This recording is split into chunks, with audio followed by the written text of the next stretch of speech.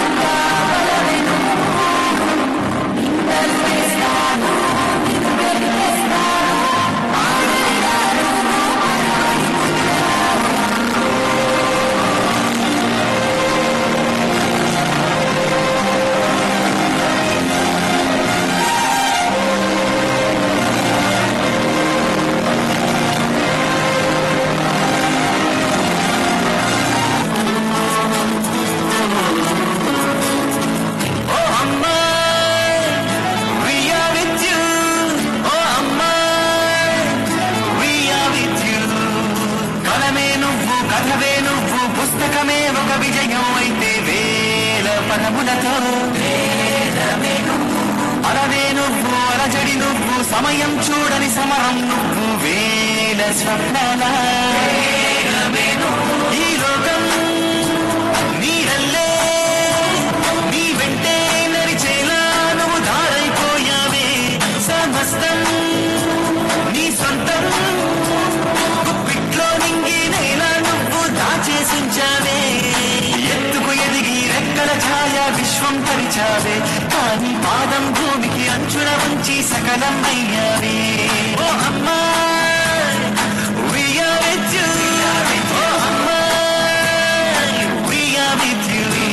ఒక బాధ్యతనే ఎత్తుకొని పరివారం చేశావే భారీ సెలయేరళ్ళే రాళ్ళని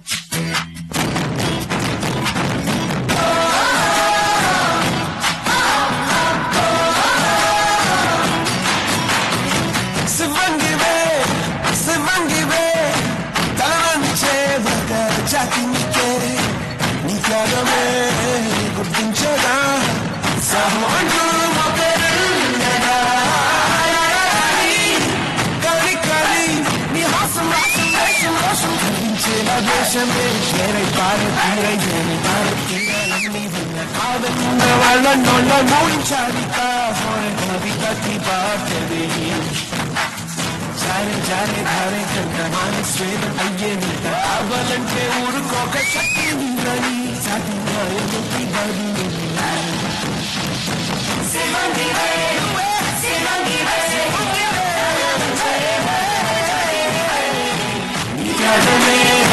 గుర్తించగా సహమంటూ మొక్కరుగా తేరే బార తేరే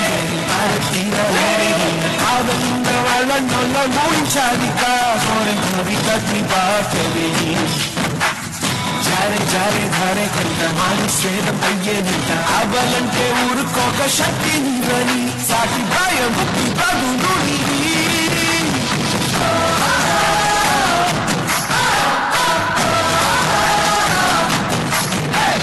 స్త్రీ తను మరో జన్మ ఎత్తి మనకు జన్మనిస్తుంది.